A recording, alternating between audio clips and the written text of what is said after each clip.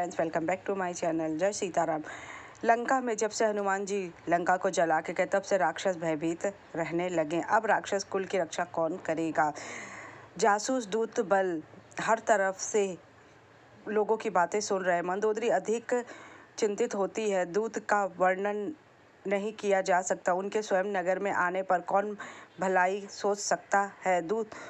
दूतियों से नगरवासियों के वचन सुनकर मंदोदरी बहुत ही आहत होती है। वह एकांत में हाथ जोड़कर पति के चरणों से विनती करती है कि आप जिनके दूत की कहानी का विचार करके ही राक्षसों की स्त्रियां के गर्भ गिर जाते हैं, प्यारे स्वामी, यदि वह यहाँ आ गए तो क्या होगा? सीता आपके कुल रूपी कमलों के वन को दुख देने वाली काल रात्रि के समान है। ना सुनिए, सीता को लौटा दीजिए। श्री राम के बाण सांपों के समूह के समान है और राक्षस के समूह मेढक के समान। जब तक वे उन्हें ग्रास नहीं देते हैं मूर्ख, तब तक वह छोड़ेंगे नहीं। मूर्ख और जगत व्रती स्वामी रावण कानों से उसकी वाणी सुनकर खूब हंसता और बोलता, स्त्रियों का स्वभाव सचमुच ही बहुत डरपोक होता है। मंगल में भी वह अमंगल ही ढूंढती है। यदि वानरों की सेना आएगी तो बेचारे राक्षसों से खाकर अपना जीवन निर्वाह करेंगे। लोकपाल भी उस जिसके डर से कांपते हैं उसकी स्त्री डरती है और वो बड़ी तेजी से हंसने लगता है। रावण ने ऐसा कहकर हंसकर उसे हृदय में लगा लिया और ममता बढ़कर वह सभा में चला गया। मंदोदरी हृदय में चिंता करने लगी कि पति पर विधाता प्रतिकूल हो जाए। जो ही वह सभा में जाकर बैठा, उसने ऐसी खबर पाई कि शत्रु की सारी सेना समुद्र के पार आ गई है। उसने मंत्रियों से पूछा कि उचित सलाह क्या है।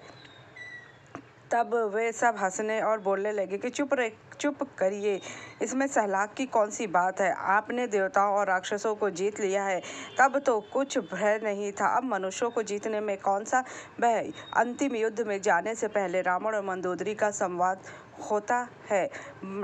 रावण को मंदोदरी समझाने का प्रयत्न करती है। वह जहां मंदोदरी सीता को लौटाने और राम से युद्ध टालने का आग्रह करती है, जबकि रावण अपने अजय होने के घमंड में राम को साधारण मनुष्य मानकर उनकी बात अनसुनी कर देता है, यह कहते हुए कि वह एक वीर की विधवा होना कायर की पत्नी होने से बेहतर है, और वह युद्ध के लिए तैयार होने चला जाता है। अहंकार का त्याग। वह रावण को समझाती कि राम कोई साधारण मनुष्य नहीं बल्कि साक्षात विष्णु है और उनके अहंकार के कारण ही लंका का विनाश होगा। बार बार आग्रह करती है कि सीता माता को लौटा दे, क्योंकि वही सभी मंगलों का कारण है। उसे लौटाने से ही कल्याण होगा। हनुमान के पराक्रम का हवाला देती है और बताती है कि जिस राम के दूत से राक्षस भयभीत है, उसके स्वयं आने से ही ये सब हो रहा है। वह अपनी शक्ति 10 सिर और तीनों लोकों पर विजय का बखान रावण करता और कहता है कि वह एक वीर पुरुष की पत्नी है। वह मंदोदरी की बातों को अपने ऊपर लगे कलंक के रूप में देखता है और कहता है कि वह एक तुच्छ नर के सामने झुककर अपनी वीरता का अपमान नहीं करेगा। कहती है, इस गलत कार्य के लिए भगवान राम से माफ़ी मांग लीजिए कि माता सीता ऐसा करने से ना सिर्फ लंका सुरक्षित हो जाएगी बल्कि रावण के जितने भी योद्धा हैं सभी की जान बच जाएगी। लेकिन रावण किसी भी परिस्थिति में कुछ भी सुनने को तैयार नहीं होता है। मंदोदरी की बातों को सुनकर रावण ने इशारों में बता दिया कि राम भगवान हैं।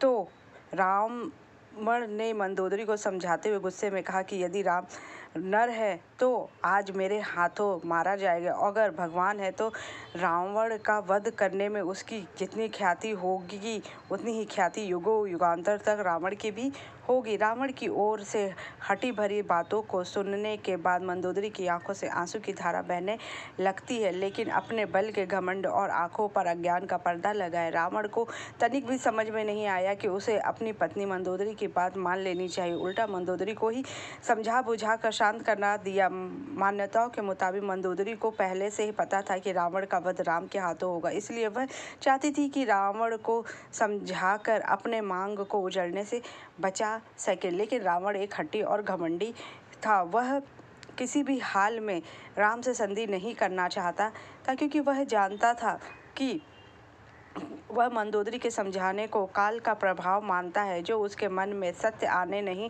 दे रहा। वो कहता है कि वह राम से युद्ध करके अमरतत्व को प्राप्त करे जाएगा, जिससे युगों युगों तक उसका और राम जी का, जिसका परिणाम अंततः विनाश ही होगा। युगों युगों तक राम और रावण का नाम एक साथ लिया जाएगा, क्योंकि भगवान को रावण को मारने के लिए धरती पर भी दर दर भटकना पड़ा। इस तरह राम और रावण का युद्ध हुआ और मंदोदरी रावण को समझाने की जो कि नहीं माना। अगर आपको मेरी जानकारी थी, जय श्री राम।